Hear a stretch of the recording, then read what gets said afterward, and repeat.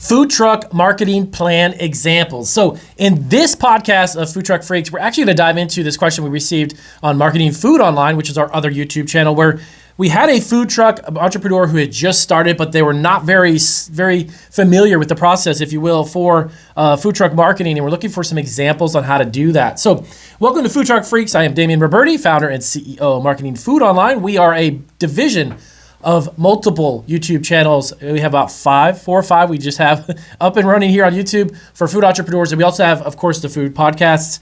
Definitely check out the links down below. We are on 11 platforms. You can listen to us on the go. But in this particular video, I wanted to give you some tips on marketing your brand new food truck business. I'm actually going to give you 8 specifically, and we're going to dive into them. I've got my laptop open. I got some fantastic notes I wanted to cover specifically in this podcast. If this podcast was helpful as well, also make sure you give us a big thumbs up and do subscribe.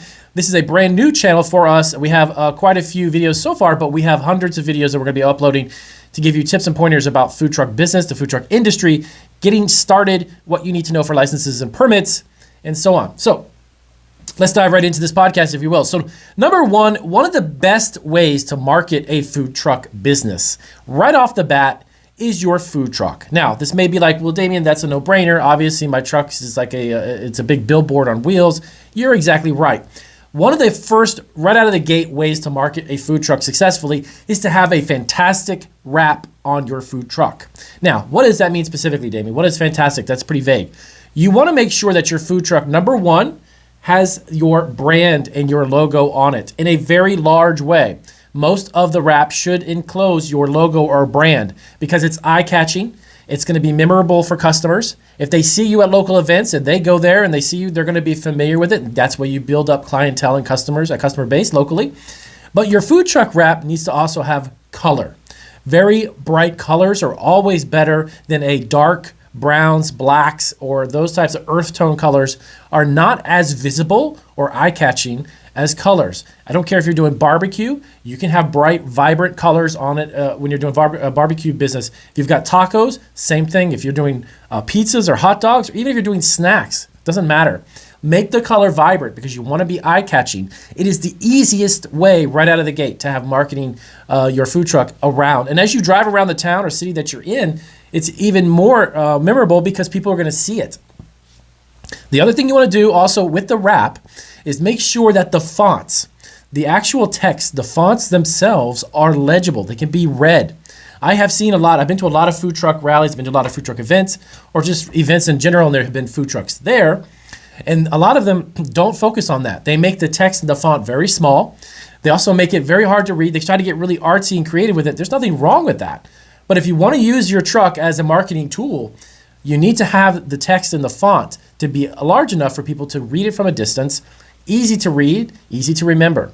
And also, don't get too wordy with your wrap on your food truck. You don't want to put your entire menu, for instance, all over the side of the truck where you've got the name of your truck really small, your logo and your branding very tiny.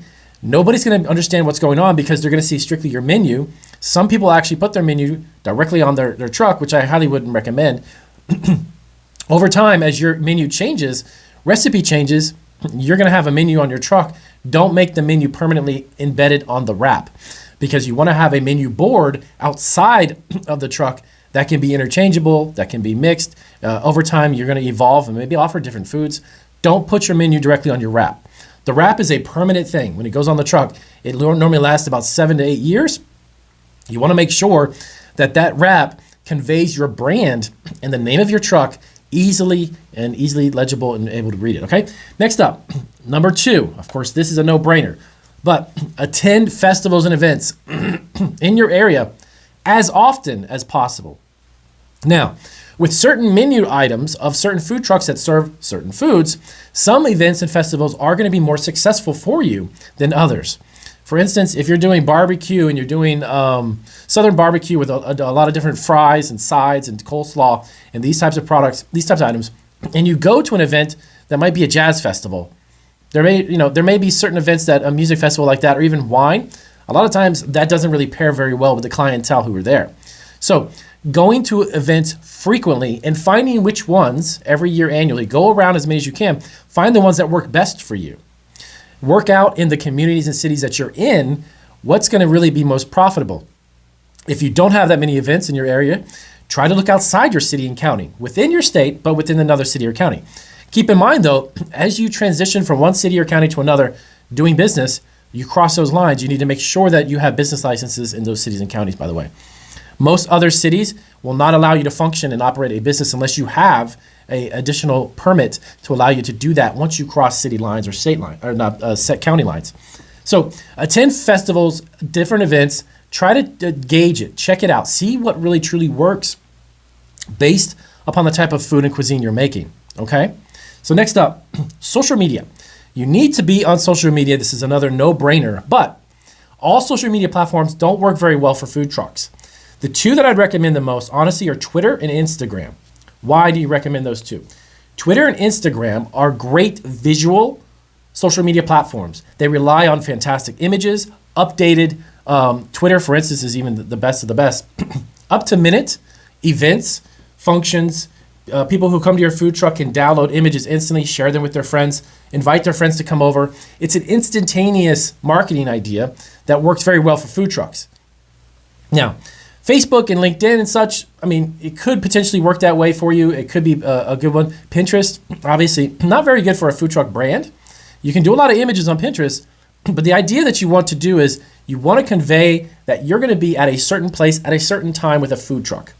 So those places, those platforms like Instagram and Twitter are made for that. So encourage your customers. If they're going to an event and they start eating your product, hey, you mind popping up? You guys put up a picture of Instagram. Let us know what you think. Follow us on Instagram. Post your images there. Comment on some stuff. Comment on content. As you get them engaged on those platforms, as you begin to frequent those events every year, every summer, spring, or fall, you're going to get a local community who loves your food. They love the engagement, and you can anyways tap that in also to getting merch and other products. You can begin to sell and leverage those platforms to make multiple streams of income, not just get marketing and exposure for your food truck, but you can begin to turn that into an additional stream of income for you. Okay. Next up. Location-based food truck advertising. So if you're getting on Yelp, if you're getting on a food review site, make sure that you tap into that ability to be in a location at a certain period and let people know who have either left comments or feedback on Yelp, people who follow you on Yelp, look at the content you put on Yelp. These are different platforms that allow you to engage more so, even with Twitter and Instagram, in a way where you can leave feedback on these types of sites, which even bolsters more validity and value to what you're doing, and people will see that. And then your customers will follow, or friends will say, hey, you got to check out the review. Oh my gosh, this guy's got 5-star reviews. He's going to be at that local concert this weekend outside. I got to definitely check him out. So you can leverage these types of location advertising, in a sense, websites to be a benefit for you. And they're very similar in the platform of Instagram and Twitter, but they're not very difficult to set up a Yelp account and start getting some feedback from your customers. Next up, make sure that you have a unique look to your brand. Again, if you are very creative as a chef and you own a food truck, but you're not a graphic designer, you're not a marketing person, you can go online and you can find either on Upwork or Fiverr, you can freelance out a brand or a concept. Work with a designer to create that logo for your food truck and then incorporate that, of course, when you get a wrap. By the way, really quick note, you can actually get a food truck wrap design on Fiverr.com. And by the way, you can check out the link down below this video. I'll have a whole bunch of links to help you guys out for that too. Check that out. It's actually really cool. You can get a designer to create that. You can work with them and get a design set up and then send that over to the actual wrap company that will do the wrap, physically put the wrap on you. So designing it is one aspect. Applying it and putting it on the truck is a whole nother thing. But keep in mind that you want to create a very unique brand. Don't try to emulate. If you're doing tacos, if you're doing burgers or hot dogs, and you see a truck and you're like, wow, that's really cool. I would love to have a look like that. Don't. Try to make yourself stand out, because once again, as we mentioned back in the first step, your brand is going to be on your truck and it's going to be a moving billboard, okay? People will remember it. Make it eye-catching, make it colorful, make it vibrant, make it something that's truly unique to your food product. And if there's 100 trucks in your state that sell tacos, so what? Make your taco logo and your taco branding stand out from those others. Don't duplicate the images. Don't duplicate the obviously you can't under branding and trademark issues, but you don't want to duplicate the colors and emulate that perfectly. Create something unique. Next up, delivery and catering. Now, a food truck in almost every state, you may have to have a certain license or business license based upon the city and the county that you're operating in, but catering is huge. If you have, let's say, a 3 or 4 month window where you don't really do a lot of local events, fairs, festivals, whatever it may be, that you're going to, or concerts or whatever it may be, tap into the catering concept, because you can, at one event, if you've got 200 or 300 people, you can turn that into a $5,000, $6,000, $7,000 event. And you're guaranteed that because you're catering an event and you've obviously got somebody signed up for a certain amount of food to serve a certain amount of people. So utilize that as well. You want to definitely check into catering events, because that could be a steady stream of income, because you never know who is at an event. When I used to have our Italian bakery, we catered events locally here, and the word of mouth was fantastic, because you could go to an event with your food truck. It's a great experience. Everybody loves the truck, the atmosphere, the ambiance, the food. And then they're going to tell a friend. And they're going to say, hey, wait, you know what? Next week I have another event. Are you available in the next couple of weeks? I have another event. Are you available for that? And so on and so on. So catering and doing that, believe it or not, is a marketing aspect. It's a marketing method that costs you nothing, because you're going to an event where you're being paid to be there, as opposed to going into an event like a fair or a festival or something where you have to pay to be there. Someone is paying you when it comes to catering. So you get the business, then you get the exposure, and while you're there, hey, let everybody know, hand out business cards, hand out a brochure. The old-fashioned paper thing is fine, or you can say, hey, follow us on Instagram. Let us know if you need any event catering. We'll be happy to do it. So catering is one. Delivering is unique, though. A lot of cities and counties actually are limit food trucks from actually doing delivery. But a lot of food trucks lately, I've heard some stories, and this was actually in the West Coast, where food trucks are at a certain place, parked at a certain event. They tap into either Uber or they tap into a delivery service that comes over and actually delivers the food on their behalf to the customers, because they have a local following. Now, I heard vaguely how that works, and of course, there's a handful of liability issues and other business permits that really are required to do that. But some places are starting to do that, where they're having food trucks being delivered their food while they're at a certain location.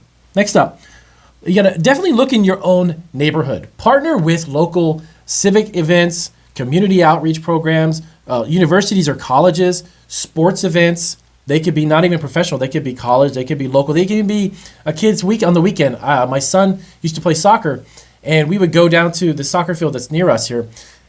There was a food truck that was parked there one time during an event. There was literally thousands of families with moms and dads and kids, and this food truck was rolling in orders, because they tapped into just something like even Little League Baseball, Little League Soccer, whatever it may be. It could be a local event, that's a sporting event that doesn't have to be a professional one. Or you can tap into local community centers that are doing annual things, or a local hospital that's doing a benefit for their employees. You want to connect with and network in your community that you're in, because they are a great resource, because you are localized and you're there. So if it's not a food truck event or a food truck rally, no big deal. You can go ahead and do an event for a local community center. And then from there, you may find someone that says, hey, do you do catering? And then it's a snowball effect. So partner with local neighborhood organizations and business civic organizations as well.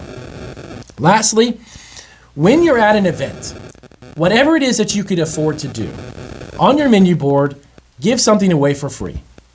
Now, what you're probably thinking, well, Damien, God, my margins are so low as it is with a food truck to begin with. We're making good money, but I can't afford to give it. Yes, you can. Something. If it's a beverage, because the word free has a psychological impact on consumers. This I learned in marketing. I have a degree in marketing. This is something I learned taking one of the courses, and I read it, and then I started implementing it actually on my e-commerce websites. The word free triggers this happy feeling in people that they think they're getting something for free. If it's like, a beverage, you buy 2 or 3 of our lunches or dinners, hey, we're going to give you a free beverage for each of you guys when it comes out. If it's a fountain drink, even if it's just a can of soda, a bottle of water.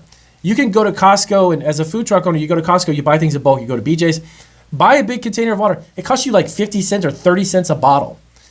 And either you can include that in the price point for that day. When you make your menu board, you can add an extra 30 cents to the meal, but you're giving them something free.